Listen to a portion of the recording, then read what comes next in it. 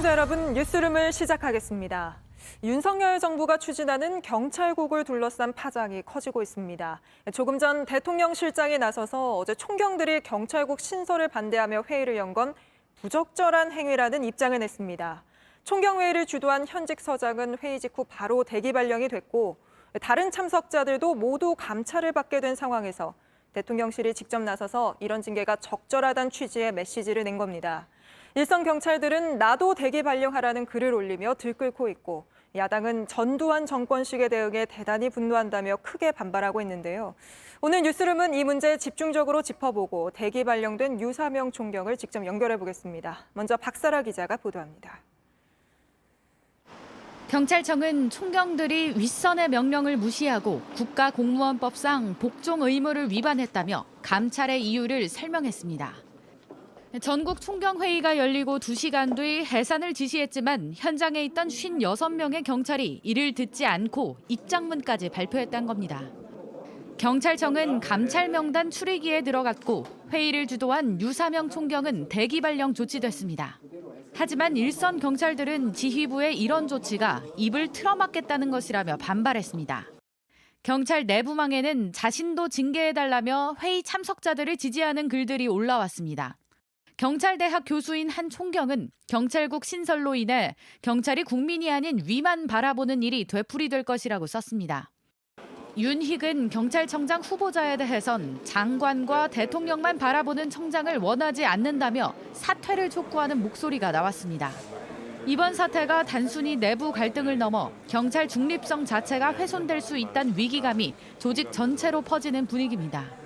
이른바 검수완박 사태 당시 검사들이 모여 목소리를 냈을 땐 정부가 문제 삼지 않다가 경찰에 대해서만 강경 대응을 하는 데 대한 지적도 나옵니다.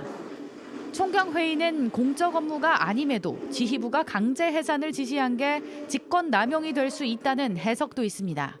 의무 없는 일을 강제로 시켰다고 하는 직권남용의 혐의 가능성도 배제할 수는 없는 거기 때문에 전국경찰직장협의회는 내일부터 경찰청 앞에서 1인 피켓 시위를 진행할 예정입니다. 경찰들이 집단 행동에 나서면서 사상 초유의 경란으로 사태가 커질 수 있다는 관측도 나옵니다. JTBC 박사라입니다. 이런 상황에 대해 김대기 대통령 비서실장이 입장을 밝혔습니다. 총경회의는 부적절한 행위라며 검수완박으로 경찰 힘이 강해진 만큼 견제가 필요하다고 했습니다. 김 실장이 현안에 대해 입을 연 건 임명 이후 처음인데요. 갑작스러운 대기 발령으로 배후 논란까지 이는 마당에 대통령실까지 이렇게 나서면서 정치권으로 번진 파장은 더욱 커질 걸로 보입니다. 계속해서 배양진 기자입니다. 오늘 오후 갑작스런 기자간담회에 참석한 김대기 대통령 비서실장은 전국 경찰서장 회의를 두고 부적절한 행위라고 말했습니다. 김 실장이 기자들 앞에서 현안에 대한 입장을 밝힌 건 처음입니다. 김 실장은 또 부처보다 힘이 센 청 중 하나로 경찰청을 꼽으며 검수완박으로 경찰청이 가장 힘이 셀지도 모르는데 견제와 균형이 필요하지 않나 생각한다고도 했습니다. 또 다른 대통령실 관계자도 어제 서장 회의는 해산 지시를 명백하게 어긴 복무규정 위반이란 점에서 검수완박 국면에서 열린 평검사 회의와는 다르다고 했습니다. 이번 회의 참석자들에 대한 경찰청의 조치는 물론 경찰국 설치 강행에 무게를 싣고 있는 것으로 해석됩니다. 여당도 지원 사격에 나섰습니다. 경찰 출신인 한 국민의힘 의원은 JTBC에 일부 정치경찰의 행태는 금도를 벗어났다며 행위에 대해 책임을 져야 한다고 했습니다. 야당은 전두환 정권식 대응이라며 강하게 반발했습니다. 전두환 정권식 경고와 직위 해제로 대응한 것에 대해서 대단히 분노합니다. 경찰의 중립성을 위해서 용기를 낸 경찰서장들에 대해서 제재가 가해진다면 민주당은 좌시하지 않겠습니다. 이재명 의원도 민생 치안 현장에서 애쓰는 경찰 공무원들의 사기를 떨어뜨릴 대기 발령 조치부터 중단하라고 했습니다. 야당에선 이상민 장관에 대한 해임 건의안까지 거론하고 있는 만큼 경찰국 신설과 경찰의 반발, 이에 대한 윤석열 정부의 강경 대응이 대정부 질문을 앞둔 정치권에 큰 쟁점이 될 걸로 보입니다. JTBC 배양진입니다. 대통령실까지 전면에 나서면서 내일 대정부 질의에서도 공방이 거셀 걸로 보이는데요. 어제 총경회의를 주도했다가 바로 대기 발령돼 경찰서장직에서 내려오게 된 인물이죠. 유삼영 총경이 있는 울산 중부경찰서를 연결해 보겠습니다. 예, 안녕하세요. 제가 듣기로는 집무실에서 연결을 한다고 들었었는데 지금 집무실이 아닌 것 같습니다. 어디에 나와 계시는 거죠? 예, 1층에 경찰서 1층에 있는 카페에 있습니다. 예. 지금 경찰서장에서 이제 그 대기 발령으로 바뀌었기 때문에 경찰서장실을 더 이상 이용할 수가 없게 되었습니다. 아, 그렇게 바로 이렇게 나오게 되신 거군요. 저희가 대기 발령 관련해서는 잠시 뒤에 또 질문을 드릴 텐데요. 먼저 이 질문부터 좀 드리겠습니다. 김대기 대통령 비서실장이 조금 전에 총경회의에 대해서 아주 부적절한 행위다 이렇게 이야기를 했는데요. 여기에 대해서 어떻게 생각하십니까? 예, 총경회의는 경찰에 관한 아주 중대한 문제를 경찰의 이제 중심이고 핵인 경찰서장이 논의를 해야 되는데 공식적인 논의 과정에서 이 모든 절차가 빠졌습니다. 이 빠진 절차를 보완하기 위해서 경찰서장들이 휴일에 경찰기관에 모여서 이렇게 회의를 한 거죠. 경찰이 경찰 문제를 논의하지 않으면 누가 더 경찰보다 더 이해가 있어서 그 문제를 해결할 수 있겠습니까? 예. 저는 부적절하지 않다고 생각을 하고 있습니다. 예, 그리고 또 검수완박으로 경찰 힘이 세진 만큼 견제를 받아야 하지 않느냐. 검찰에도 검찰국이 있다. 이런 이야기도 했는데요. 여기에 대해서는 어떤 생각을 갖고 계십니까? 예, 국민들이 오해하시는 부분이 하나 있는데요. 법무부에 검찰국이 있는 이유는 행정조직법상 법무부 장관의 임무에 권한에 검찰에 관한 사무가 있어서 그 검찰에 관한 사무를 보좌하기 위해서 법무부에 검찰국을 둔 것입니다. 그 역사가 아주 길고요. 행정안전부 장관의 권한에는 정부조직법 어디에도 경찰의 치안에 관한 사무가 없습니다. 그래서 그 30년 동안 경찰청을 이어오면서도 한 번도 행안부 내 경찰국을 설치하자는 논의가 없었던 것이죠. 그리고 경찰청은 국민의 인권과 직결되기 때문에 그리고 최근에 더 비대해졌기 때문에 당연히 통제를 받아야 됩니다. 그렇지만 그 통제는 민주적인 방향으로 가야 되기 때문에 그 정치적으로 중립이 되고 여러 가지로 밸런스를 맞춘 위원회를 구성해서 그 위원회의 격을 총리로 올리고 또 위원회 권한을 의결하는 합의제 관청으로 그래 만드는 그게 합리적이지 어떻게 장관한테 그 경찰 권한을 주는 게 그게 통제라 할 수 있습니까? 그 예. 장관은 누가 통제합니까? 예, 그러니까 통제를 받는 것에 대해서 통제를 안 받겠다라는 이야기가 아니라 그 통제를 경찰국 방식으로 받는 것은 반대한다 이런 이야기로 들리는데요. 그렇다면 방금 말씀하신 것처럼 그런 민주적 통제를 받을 수 있는 대안에 대해서도 좀 논의를 하셨습니까? 예, 그런 방법에 대해서도 한 세션을 두고 논의를 했죠. 여러 사람들이 외국의 사례를 가지고도 이야기를 했는데 일본의 경우에는 총리 산하에 국가경찰위원회가 있고 총리가 그 경찰청 장관과 도쿄 경시청장만 임명하고 나머지 직원에 대해서는 국가경찰위원회에서 임명을 하게 되어 있는데 이 우리나라 지금 바꾸자 하는 그 제도는 그걸 장관이 모든 걸 다 결정을 하겠다. 이렇게 예. 하는 거는 그 민주적인 통제하고는 반대 방향으로 가는 겁니다. 예, 어제 그런 논의들 포함해서 총경회의에서 다들 모여서 의견을 낸 건데 그런데 회의가 끝나자마자 바로 대기 발령이 났습니다. 그래서 지금 집무실이 아닌 그 카페에서 인터뷰를 하고 계신데요. 이렇게까지 빨리 조치가 있을 거라고 예상을 하셨습니까? 이런 조치가 있을 수도 있다는 것은 예상을 했습니다. 각오도 했고요. 그렇지만 이렇게 빨리 할 줄은 제가 알았어야 되는데 몰랐는 게 지금 행안부 신설 법안이 진행된 속도를 보면 저한테 오는 대기 명령의 시간도 빨랐을 것이라고 충분히 짐작을 했었어야 되는데 제가 그거는 불찰이었습니다.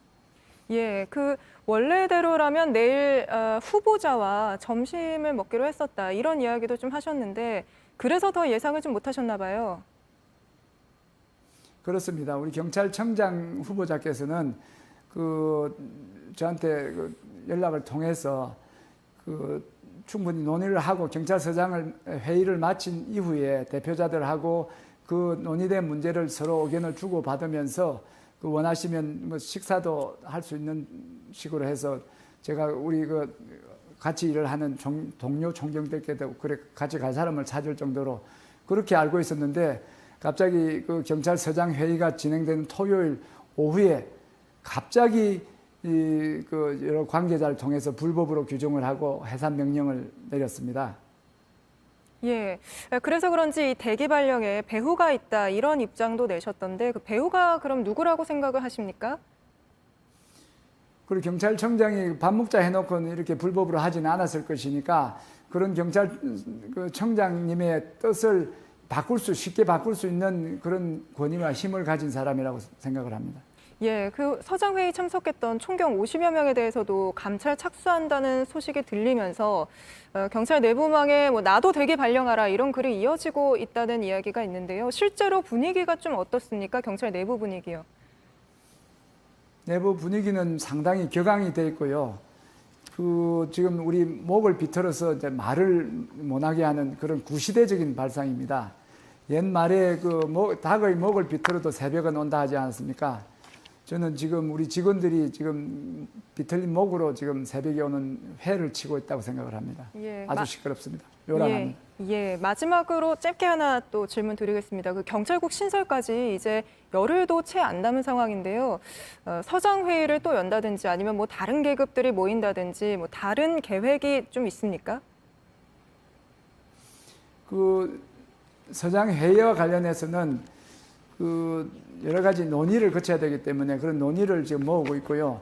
우리 지금 준비한 그 참석한 총경들에 대한 뭐 징계 절차가 진행되는 것에 대한 그 대응이라든지 여러 가지 대응할 것이 있고 또 화요일 날 국무회의가 통과됐을 경우에 또 여러 가지 의견들이 있기 때문에 그런저런 의견들을 모아서 실현 가능한 여러 가지 모든 법적 제도적 노력을 하고 무엇보다 지금 한 말씀 드리고 싶은 것은 예. 경찰의 경찰국이 행안부에 신설이 되면 그 31년 전에 내무부 치안본부 시절에 경찰이 잘못해서 정권의 그 부당한 명령을 받고 시민을 많이 힘들게 하고 해친 그런 과거의 그 잘못이 반복이 될 수 있고 우리 역사의 그 추를 30년 전으로 빠꾸를 시키는 퇴행시키는 아주 심각한 문제가 있으며 국민의 인권과 직결된 문제이기 때문에 국민들이 관심을 가지고 잘 지켜봐서 이 절차가 왜 잘못됐고 어떻게 고칠 수가 있는지 경찰이 왜 저러는지를 잘 보시고 우리의 노력에 성원과 지지를 보내주시기를 바랍니다. 네, 알겠습니다. 오늘 말씀 여기까지 듣겠습니다. 감사합니다. 유사명 총경이었습니다. 감사합니다. 다음 소식입니다. 민주당 당대표 예비 경선을 앞두고 어제는 봉하마을에서 노무현 정신을 강조했던 이재명 의원이 오늘은 광주를 찾았습니다. 5.18 묘지를 참배한 이재명 의원은 광주 정신으로 민생 개혁을 하겠다고 했는데요. 다른 후보들 사이에선 반 이재명 연대 목소리가 나오고 있습니다. 김필중 기자입니다. 어제 경남 김해 봉하마을을 찾은 이재명 민주당 의원이 오늘은 광주를 찾았습니다. 국립 5.18 민주묘지를 참배한 이 의원은 광주 정신을 강조했습니다. 이재명을 새로 태어나게 한 사회적으로 재탄생하게 한 사회적 어머니다. 지방 순회를 마친 이 의원은 내일부턴 국회 대정부 질문 등 국회 일정을 소화할 예정입니다. 이 의원이 이렇게 전국을 순회하는 이유는 중앙위원회 표심을 얻기 위해서입니다. 나흘 앞으로 다가온 컷오프 예비 경선은 400명의 중앙위원 투표 70%, 일반 국민 여론조사 30%로 결정됩니다. 이를 통해 8명의 당대표 후보자가 3명으로 압축됩니다. 중앙위원회는 지자체장이나 지역위원장 등 지방 인사로 이루어져 있습니다. 따라서 다른 당권 후보자들도 지방을 돌며 당심을 호소했습니다. 김민석, 박용진 의원은 강원도를, 강병원, 박주민 의원은 수도권을 찾았습니다. 단 이재명 연대도 속도를 내고 있습니다.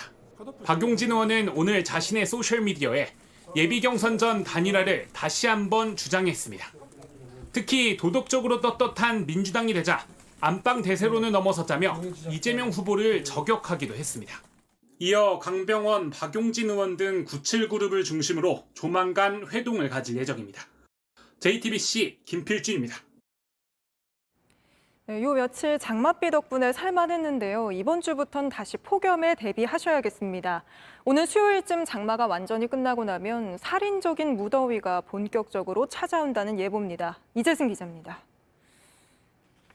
금세 비가 떨어질 것처럼 잔뜩 찌푸린 하늘이지만 공원은 사람들로 가득합니다.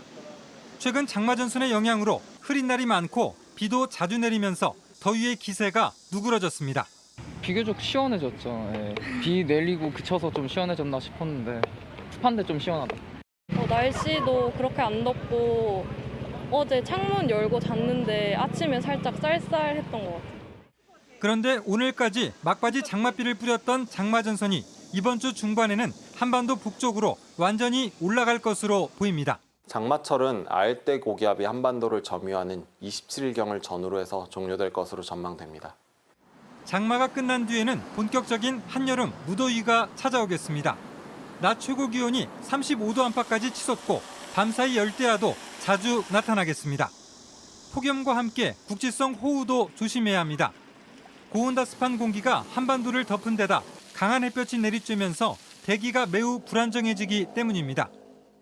야외 활동이 많은 휴가철이니만큼 갑작스레 쏟아지는 게릴라성 호우에 대한 철저한 대비가 필요합니다. JTBC 이재승입니다. 일요일인데도 코로나 신규 확진자는 줄지 않고 6만 명대를 유지했습니다. 일요일 기준으론 14주 만에 가장 많은 숫자입니다. 그러면서 방역 조치도 점점 강화되고 있는데요. 내일부터는 요양시설 대면 면회가 금지되고 입국하면 24시간 안에 PCR 검사를 받아야 합니다. 강버들 기자입니다. 어제 하루 국내 신규 확진자 6만 5,100명까지 지난 한 주 모두 45만 명이 코로나19에 감염됐습니다. 매일 6만 4천 명 가까운 환자가 나온 셈입니다. 주간 일평균 신규 확진자는 최근 한 달간 매주 배로 늘어나고 있습니다. 확산세가 이보다도 더 커질 걸로 전망되면서 8월 중순 내지는 8월 말에 25만 명 전후 수준의 유행 정점이 정부는 다시 방역을 강화하고 나섰습니다. 위중증 환자와 사망자를 최소화하는 게 목표입니다. 이에 따라 내일부터 요양병원 및 요양시설 등의 대면 면회가 다시 금지됩니다. 필수적인 외래 진료가 아니면 입소자들은 외출할 수 없고 종사자들은 매주 PCR 검사를 받아야 합니다. 전파가 더 빠른 변이 바이러스를 막기 위해 입국자 관리도 강화됩니다.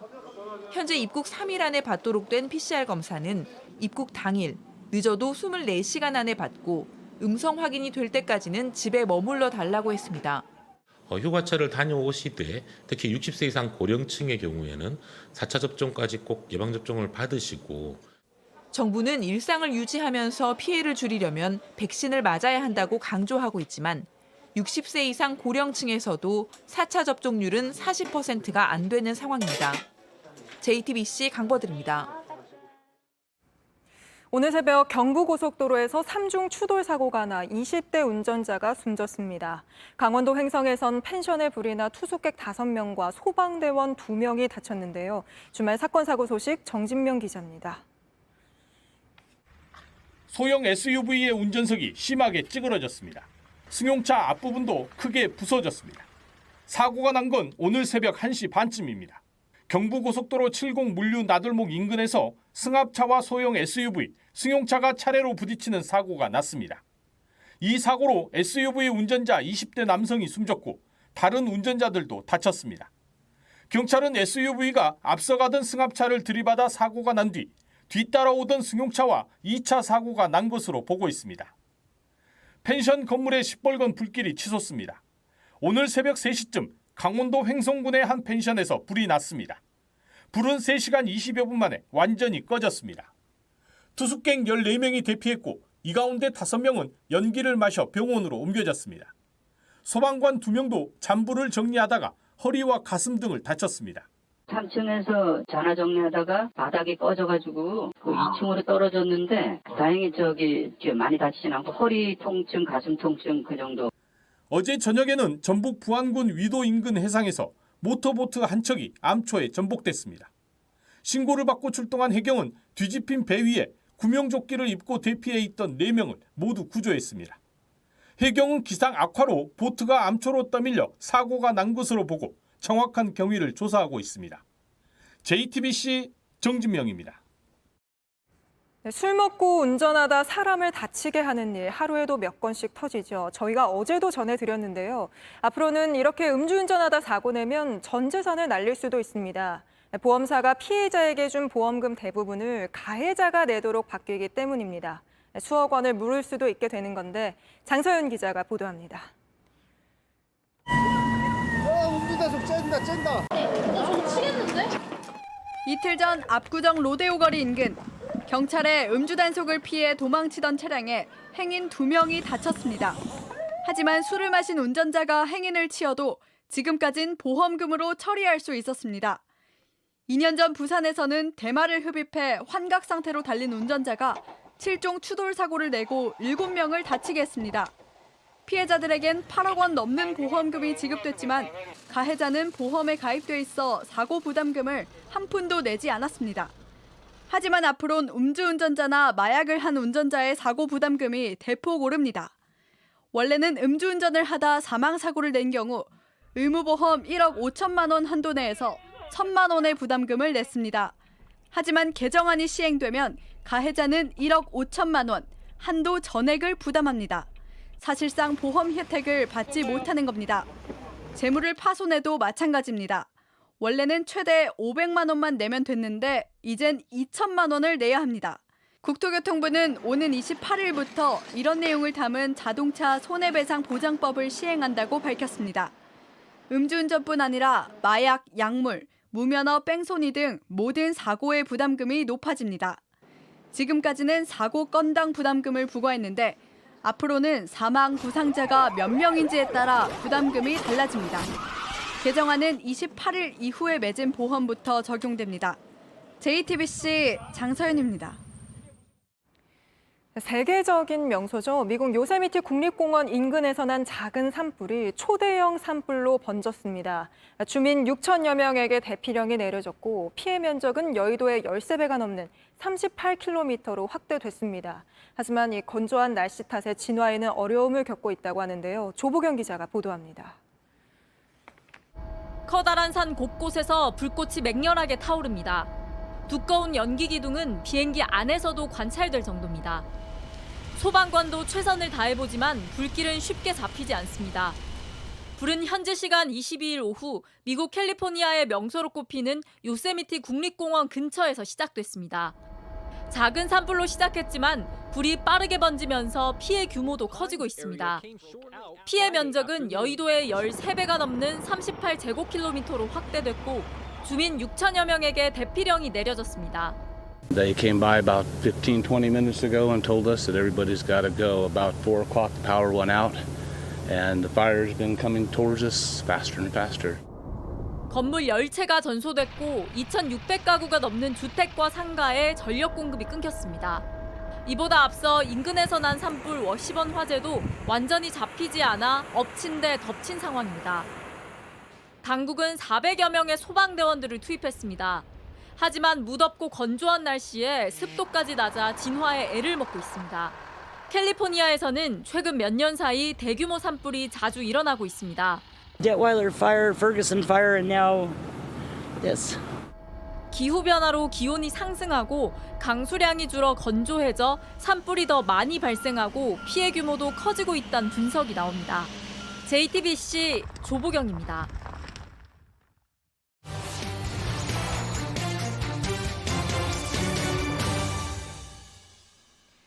치매에 걸린 가족을 수년간 돌보다 끝내 살해하고 자신도 목숨을 끊으려 하는 비극적인 사건이 반복되고 있죠.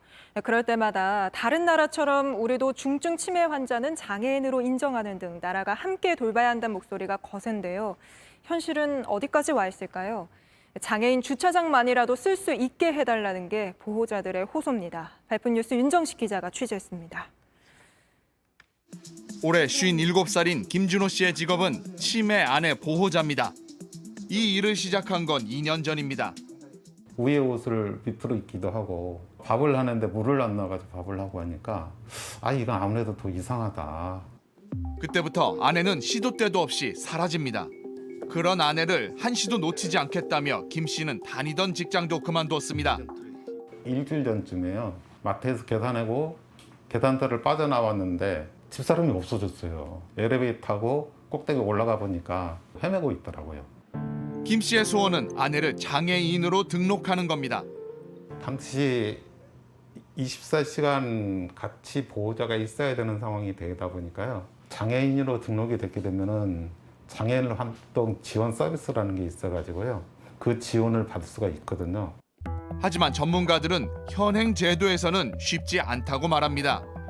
똑같은 지능 저하라도 일반적인 케이스는 장애 등록이 돼요. 그런데 치매는 등록이 되지 않아요. 그래도 뭔가 의학적으로 다르니까 그런 거 아니에요? 아니에요. 여기 보세요.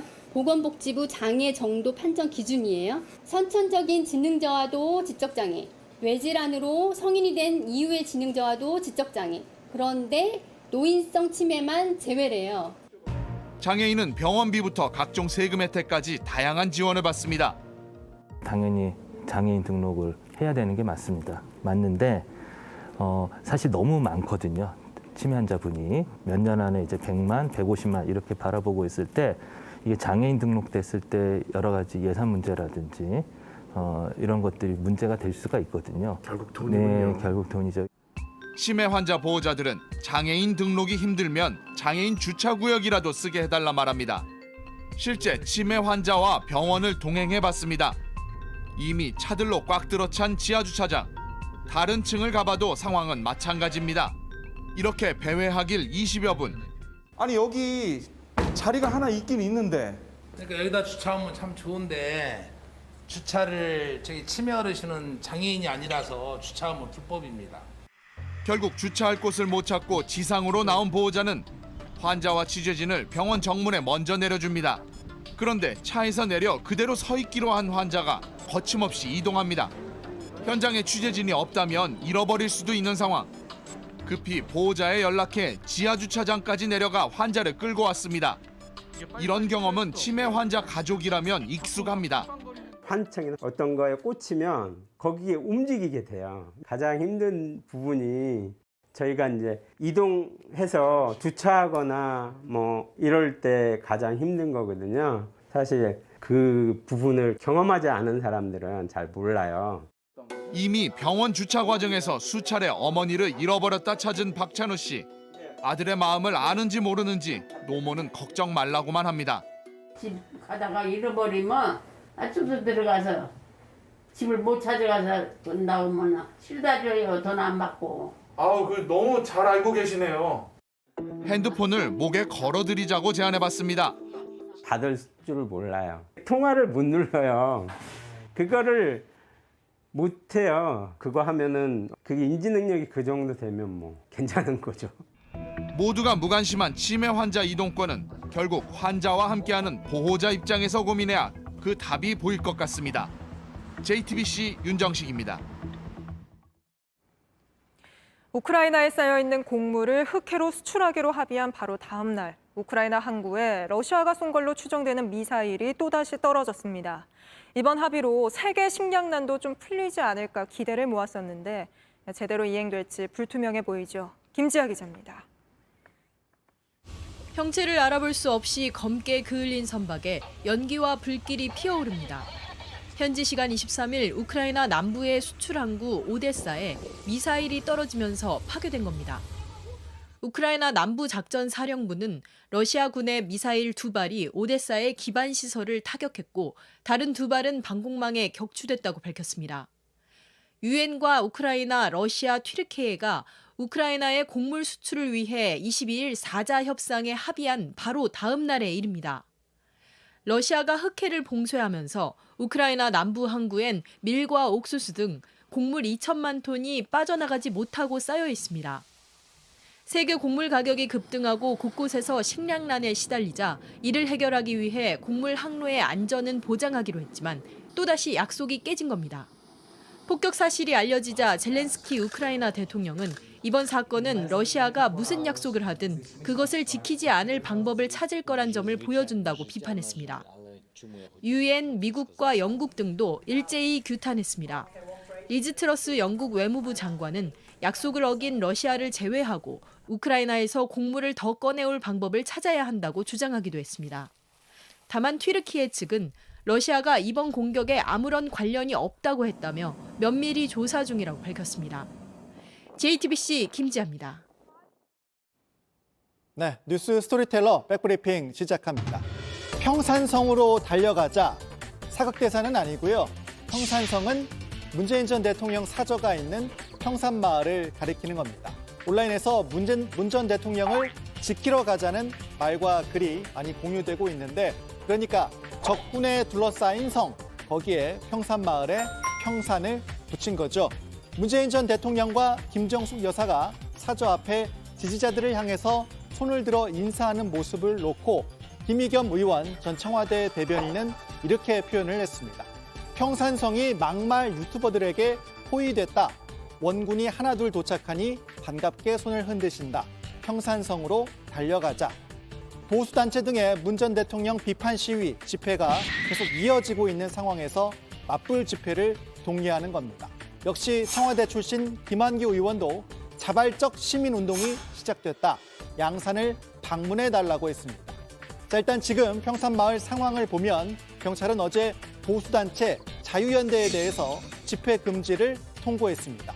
이렇게 되면서 현재 집회 금지 통고 대상인 단체나 개인은 6곳이 됐는데요. 그런데 그 빈자리는 1인 시위나 유튜버들이 채우고 있는 상황이고요. 또 이에 맞서는 맞불 집회 독려도 이어지고 있으니까요. 당분간 평산마을 대치 상황은 계속될 것 같습니다. 하나 더 준비했습니다. 갑자기 노래 대결이 벌어졌습니다.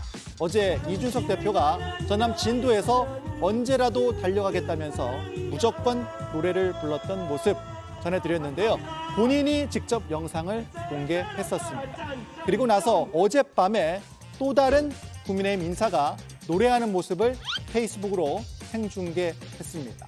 네, 정진석 국회 부의장, 본인 지역구 공주의 한 행사장에서 마이크를 잡았습니다.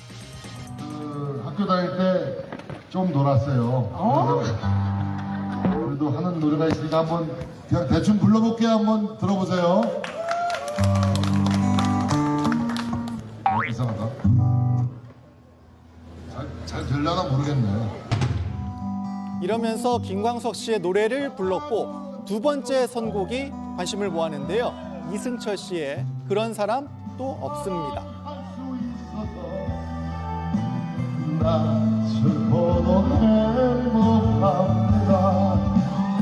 이 노래는 노무현 전 대통령 추도식에서 많이 부르기도 하고, 또 윤석열 대통령이 작년 대선 경선 때 한 예능 프로그램에서 노 전 대통령을 언급하면서 애창곡으로 이 노래 불렀었죠.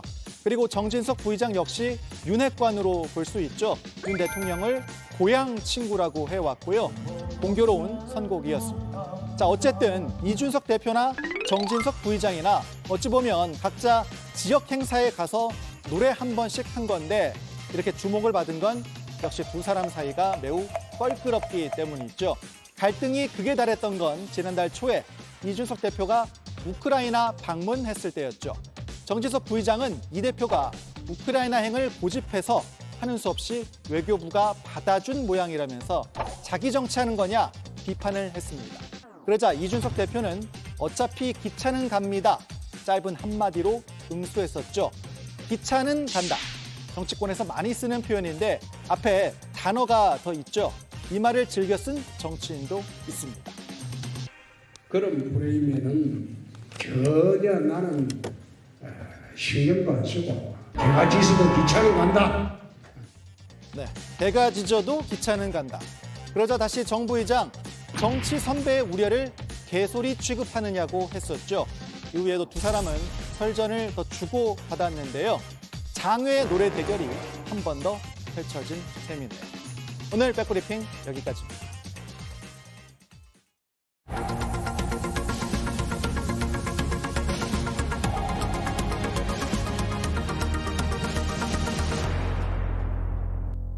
뉴스룸 저희가 준비한 소식은 여기까지입니다. 오늘도 시청해주셔서 고맙습니다.